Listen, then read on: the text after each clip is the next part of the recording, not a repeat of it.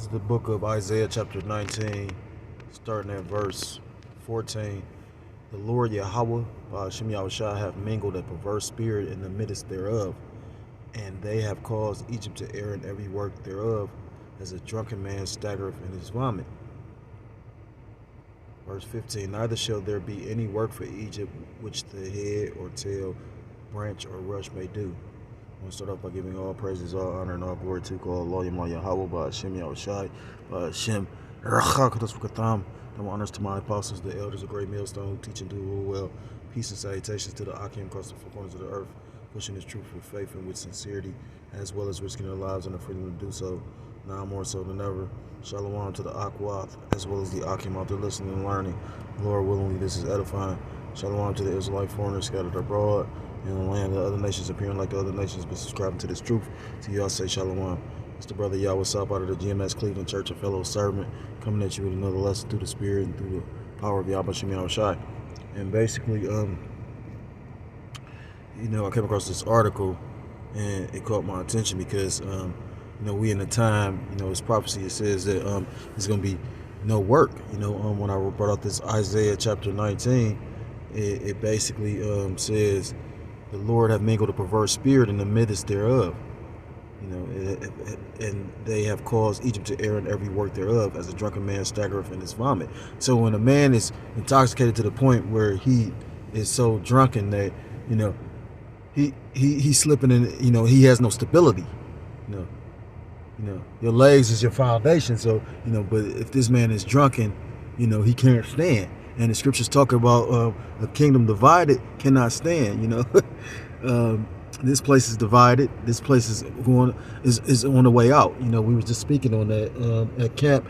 I had seen an article where it basically talked about, I guess it was a survey done where it said 1 out of every 4 families basically said they couldn't afford to celebrate Thanksgiving.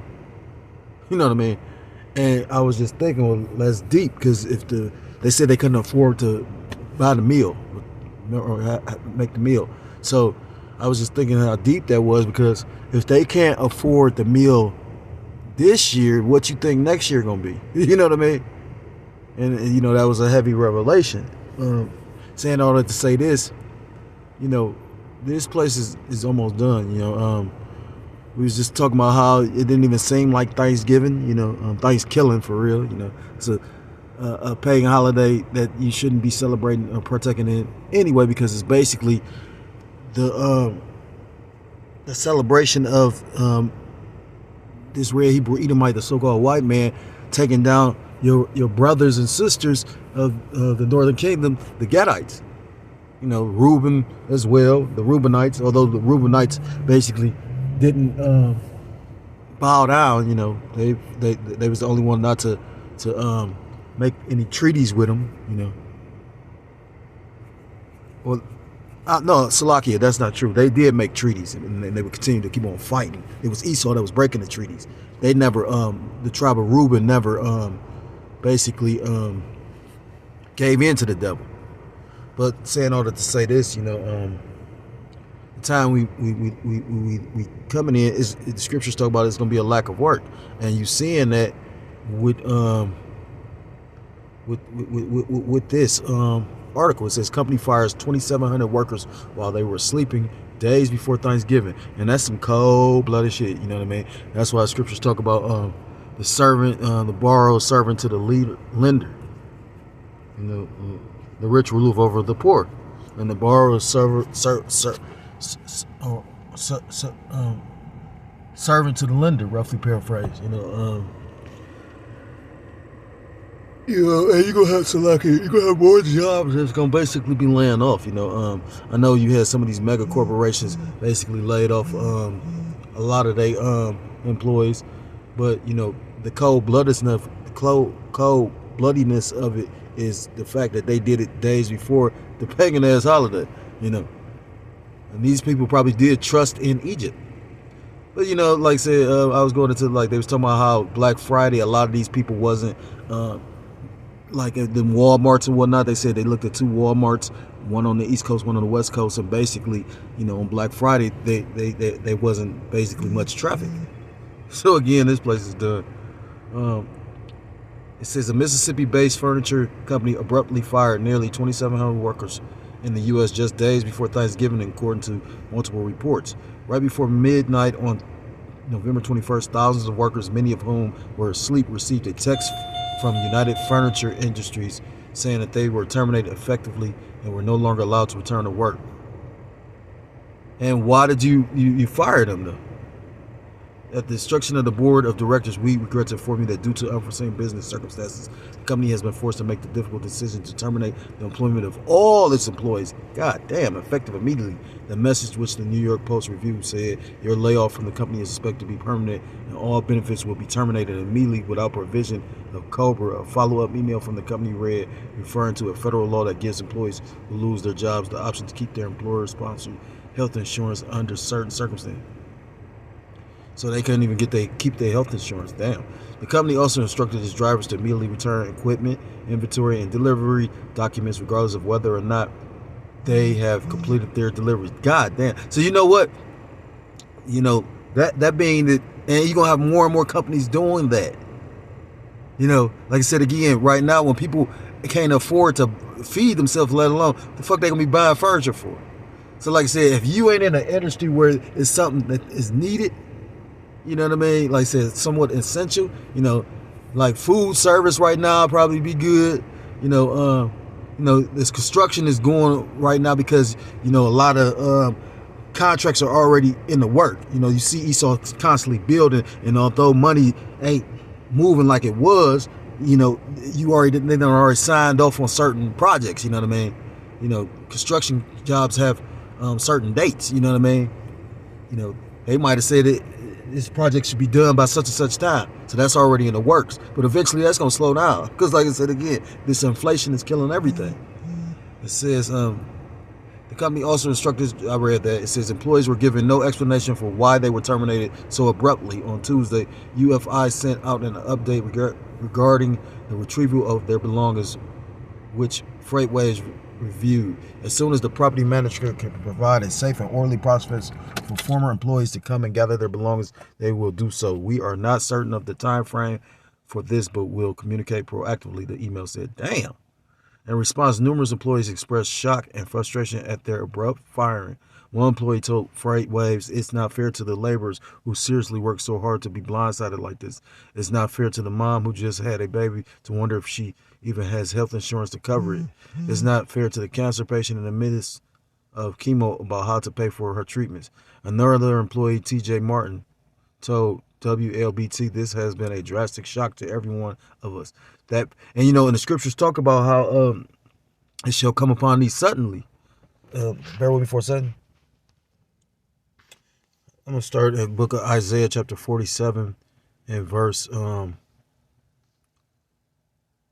6. I was wroth with my people. I have polluted my inheritance and given them into thine hand. So this is talking about, the people of Israel, you so-called blacks, Hispanics, Native Americans, Seminole Indians, West Indians, and Haitians. Basically, we were given over to the power of Esau, Edom. We were speaking about that earlier today at camp. It's nothing really of this devil's power. It was all the will of Yahweh Ba'ashem Yahushua. Brother was going into all the scriptures we were talking about. I have given them, giving them over to Esau, Edom.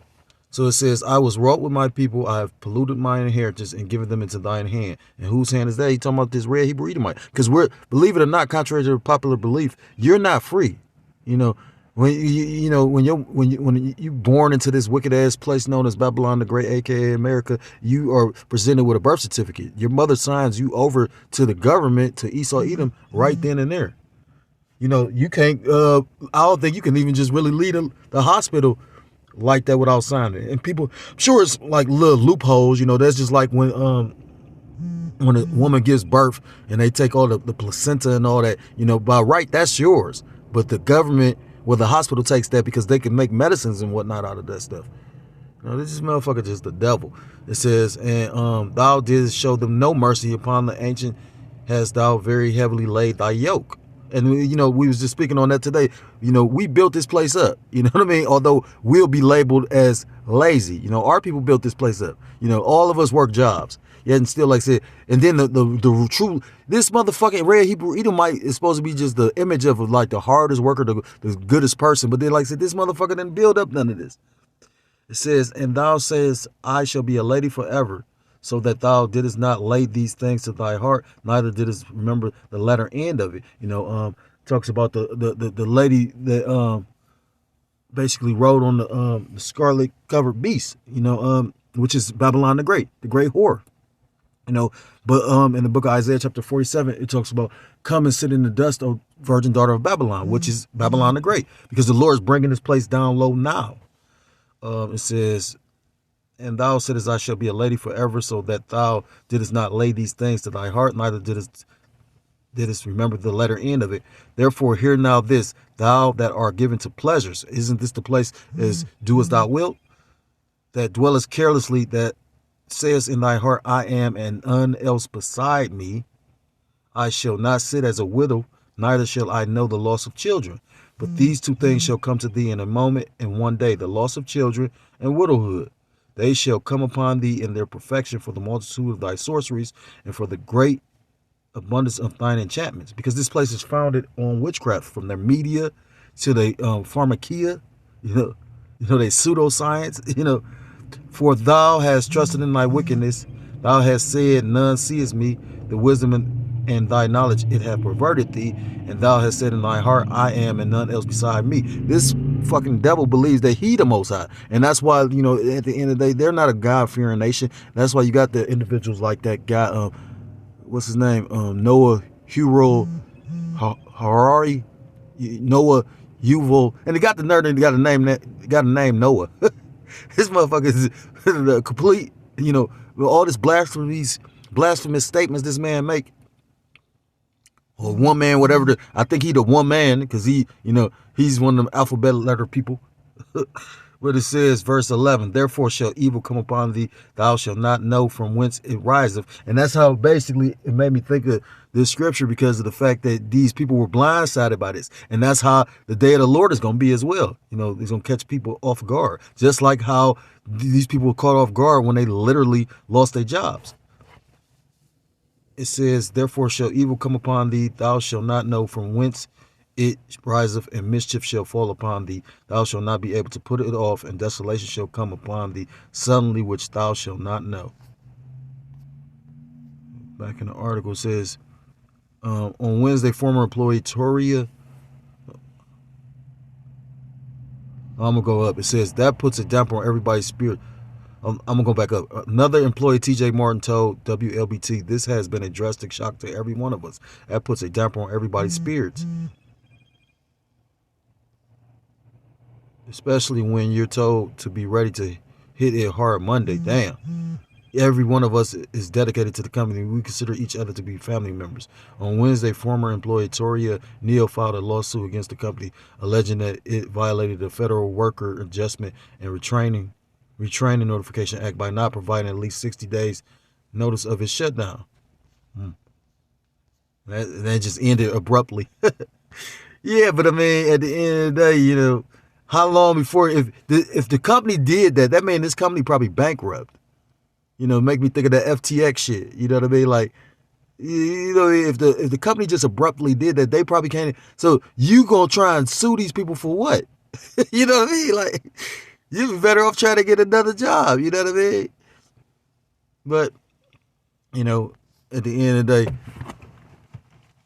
that's cold. And that's showing you the power of Yahweh Shem Yahushua. It tells you in the scriptures that the Most High can make a poor, make a rich. He bring them up and bring them down, or exalt them and bring them low. You know what I mean? So that's the power of Yahweh Shem Yahushua. So again, scriptures talk about how it's gonna be a lack of work. It's gonna be a lack of jobs, and we coming into hard times, evil times. Evil, Eve meaning time, ill meaning bad times. Like I said, because of this inflation, man, you got a lot of these companies laying off, and then yet still you got things aren't getting cheaper; they're getting more expensive with the lack of work. I quoted Ecclesiastes: "The grinder seeps," and so that was foretold to happen. But and everybody's gonna be affected by this. even men in the truth, even men that doing the will and the work of Yahweh Shem Yahushua. But the difference between us and the average Joe Schmo is we believe in Yahweh Shem Yahushua, and we pray that we are covered and protected that day. And the scriptures talk about how Yahweh Shem Yahushua is a man he cannot lie. So it tells you in the scriptures in the book of Isaiah chapter 65 that basically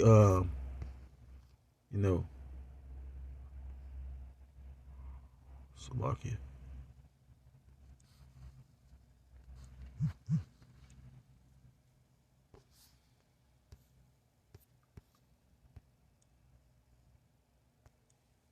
This is the book of Isaiah chapter 65 and verse 11. But ye are they that forsake the Lord Yahweh B'Shem Yahushua, that forget my holy mountain, that prepare a table for that troop, and that furnish the drink offerings unto that number. And that's talking about how you got 2/3 of our people that refuse to come back to the law, statutes, commandments of your power, Yahweh B'Shem Yahushua. This is not really, in regards to, the other nations. They're going to suffer from it. But, at the end of the day, this is really like, a punishment to Jacob, because they refuse to get right. Verse 12, therefore will I number you to the sword, and ye shall all bow down to the slaughter. Because when I called, ye did not answer. When I spake, ye did not hear, but did evil before my eyes, and did choose that wherein I delighted not. You chose to do what you wanted. You chose to basically follow your own lust, Verse 13, therefore thus saith the Lord Yahweh B'Shem Yahushua, the Most High, behold, my servant shall eat, but ye shall be hungry. Behold, my servant shall drink, but ye shall be thirsty. Behold, my servant shall rejoice, but ye shall be ashamed. Verse 14, behold, my servant shall sing for joy of heart, but ye shall cry for sorrow of heart, and shall howl for vexation of spirit. Because at the end of the day, again, the lack of hope is a hell of a thing. You know what I mean? Yeah. Hope, when you don't have, you can't see something physically, with that hope in your spirit and that faith, that can get you to the Lord provides. I've literally been homeless. I've found money on the ground, all kind of stuff. You know what I mean? Like, and the Lord's timing is perfect. I remember one time I was in the city workhouse making poor decisions, because I wasn't being a spiritual man. I was being more of a carnal man when I first came into this truth. Not dealing with a situation that the Lord wanted me to deal with spiritually. I was dealing with it carnally. Anyhow, I got locked up, and I remember being in there, and I'm like, damn, you know what I mean? And, the workhouse, they rarely take you to the library and whatnot. And, and it was just like, it was just spiritual, because it was like the Lord, I could see this man's mind working. He just was staring at me, the white shirt CEO. And I'm like, why is he staring at me? You know what I mean? And then out of the blue, he was like, you want to go to the library. And that was my opportunity to get a Bible, and you know what I mean? So it's just a spiritual, you know what I mean? Like I said again, hope,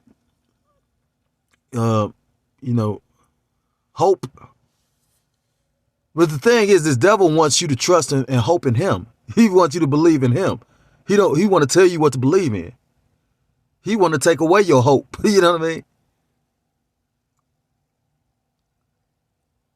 So, again, we're going to see more and more layoffs, more and more job closings. And if you ain't, solid in your faith and your foundation, because don't get me wrong, we are in these weak ass bodies, but like I said, our different trials and tribulations are to build, build up your faith. You catching your hell, because you got to think about it. If like I said, the Lord takes you through different trials and tribulations, but he's also the one to deliver you from them too.